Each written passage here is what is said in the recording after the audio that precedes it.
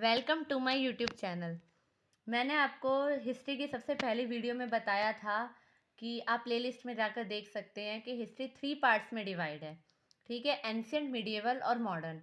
कुछ लोग modern history 1707 से मानते हैं, तो कुछ लोग मॉडर्न हिस्ट्री 1857 से मानते हैं। 1707 में औरंगज़ेब की मृत्यु हुई थी और 1857 में बहुत बड़ा रिवॉल्ट हुआ था जो ब्रिटिशियंस के अगेंस्ट लड़ा गया था।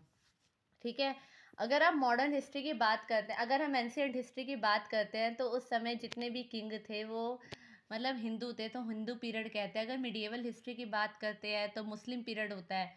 अगर हम मॉडर्न हिस्ट्री में आते हैं तो उस समय ब्रिटिशियंस के हाथ में हिंदुस्तान का राज था, इसलिए हम उसको ब्रिटिशियन पीरियड कहते हैं। ठीक है, तो इनमें ना ब्रिटिशियंस का बहुत बड़ा रोल है, ब्रिटिशियंस का बहुत बड़ा रोल है। ठीक है, अब ब्रिटिशियंस कब एंटर करते हैं इंडिया में? 1600 में ब्रिटिशियंस आते हैं। ठीक है, 1600 में ब्रिटिशियंस आते हैं। 1600 से पहले अगर हम बात करें तो इंडिया में फ्रेंच भी आ चुके हैं, फ्रेंच भी आ चुके हैं और पुर्तगाली भी आ चुके हैं। ठीक है, ये दोनों आ चुके हैं। पुर्तगालियों में सबसे पहले कौन आया था? वास्को डी गामा आया था 1498 में, समुद्र के रास्ते आया था। ठीक है, वास्को डी गामा ने भारत की खोज नहीं की थी, वास्को डी गामा ने भारत आने के लिए समुद्री रास्तों की खोज की थी। भारत की खोज पहले हो चुकी थी। ठीक है, इसलिए भारत की खोज इस वास्को डी गामा ने भारत की खोज मतलब ये आप कंफर्म नहीं कह सकते कि उसी ने की थी, जो भारत आने वाले समुद्री रास्तों की खोज की थी वास्को डी गामा ने। तो 1600 में अंग्रेज आते हैं, ब्रिटिशियंस एंटर करते हैं। ठीक है, ब्रिटिशियंस एंटर करते हैं। ठीक है, कई लोग कई जगह लिख रखा है 1603 में करते हैं, तो कई जगह लिख रखा है कि 1604 में, कई जगह लिख रखा है 1605 में करते हैं। ठीक है, तो इस समय ये लोग उस समय जो ब्रिटेन का राजा था, अब है ब्रिटिशियंस कहाँ से आए थे? ब्रिटेन से आए थे। ब्रिटेन को यूके भी कहते हैं, इसलिए उनको ब्रिटिशियंस कहते हैं, और इसकी कैपिटल क्या थी? लंदन। ठीक है, वहाँ से ब्रिटिशियंस आए थे 1600 में। उस समय अकबर राजा था।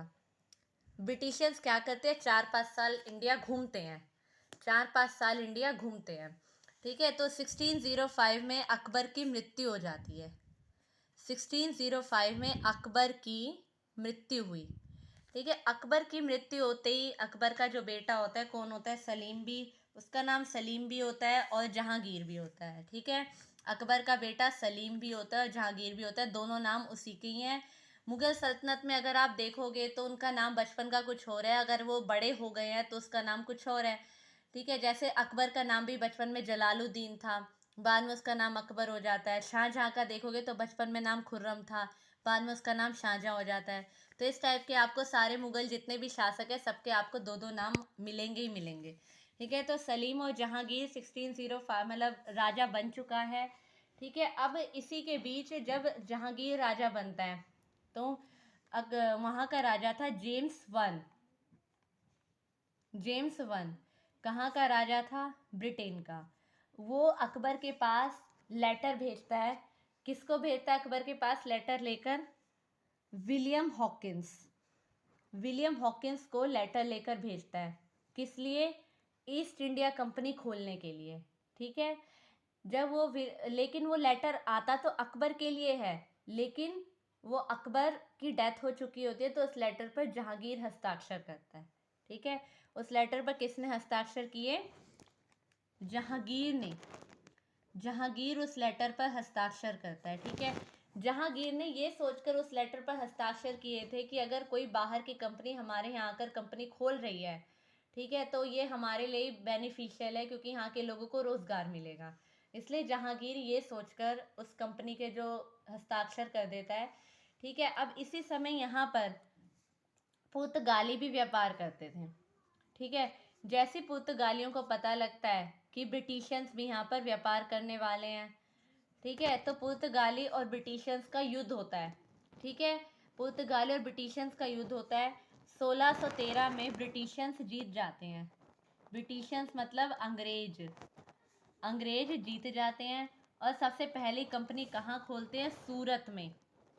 सूरत में 1613 में सबसे पहली कंपनी खोलते हैं, east India east India company. अच्छा, एक और क्वेश्चन है कि किसने हिस्ट्री को 3 पार्ट्स में डिवाइड किया। मैंने सबसे पहली वीडियो में आपको बताया था, उसका नाम था जेम्स मिल, एक फिलोसोफर था। जेम्स मिल एक फिलोसोफर था, जेम्स मिल, उसने हिस्ट्री को 3 पार्ट्स में डिवाइड किया था। ठीक है, ईस्ट इंडिया कंपनी सबसे पहले खुल चुकी है। उसके बाद धीरे धीरे जब एक कंपनी खुल चुकी है तो धीरे धीरे और भी कंपनियां खुलना स्टार्ट हो जाती हैं। 1639 में खुल जाती है आपका हुगली नदी के किनारे, कहाँ, बंगाल में हुगली नदी के किनारे। 1651 में खुल जाती है मद्रास में। ऐसे करते करते और भी कंपनियां धीरे धीरे खुलती चली जाती हैं। ठीक है, तो जहांगीर के बाद उसका बेटा आता है शाहजहाँ, शाहजहाँ के बाद आता है औरंगजेब। ठीक है, ये मैंने आपको इसलिए बताया। सारा मेन जो मॉडर्न हिस्ट्री स्टार्ट है वो 1707 से स्टार्ट है, लेकिन मैंने ये आपको इसलिए बताया पूरा ताकि आपको समझ आए कि अंग्रेजों की एंट्री इंडिया में किस तरीके से हुई थी, हिंदुस्तान में। ठीक है, अब औरंगजेब की जो आपकी मृत्यु 1707 में हो चुकी है। ठीक है, औरंगजेब की मृत्यु हो चुकी है। औरंगजेब का बेटा था बहादुर शाह। बहादुर शाह। जो मुगल सल्तनत है उसमें मुगल वंश है उसके अंदर आपके बहुत सारे राजा आए थे। बाबर आया, फिर बाबर का बेटा हुमायूं, हुमायूं का बेटा अकबर, फिर जहांगीर, फिर शाहजहां, औरंगजेब। आपके इसके बाद भी राजा थे लेकिन वो इतने स्ट्रांग नहीं होते हैं। ठीक है, तो अंग्रेज उनके स्ट्रांग ना होने का फ़ायदा उठाते हैं इंडिया पर राज करने के लिए, तो इसलिए उनका इतना ज़्यादा नाम नहीं है। ठीक है, जैसे अब औरंगजेब का बेटा था बहादुर शाह वन। ठीक है, सिर्फ इसे बहादुर शाह कहते हैं। एक आगे और मुगल आता है वो है बहादुर शाह सेकंड। ठीक है, और वो उसको बहादुर शाह जफर कहते हैं। ये बहादुर शाह वन है। जो औरंगजेब का बेटा है वो बहादुर शाह है खाली। बहादुर शाह जफर सबसे आगे आएगा, बिल्कुल लास्ट, मुगल सल्तनत का सबसे लास्ट राजा होता है। ठीक है, तो इसके बहादुर शाह वन बहुत ज़्यादा वीक सक्सेसर था, बहुत ज़्यादा कमज़ोर राजा था। इसी बात का अंग्रेज फ़ायदा उठाते हैं और हिंदुस्तान पर कब्जा करने में सफल होते हैं। इसके बाद के मैं आपको नेक्स्ट वीडियो में बताऊंगी। धन्यवाद।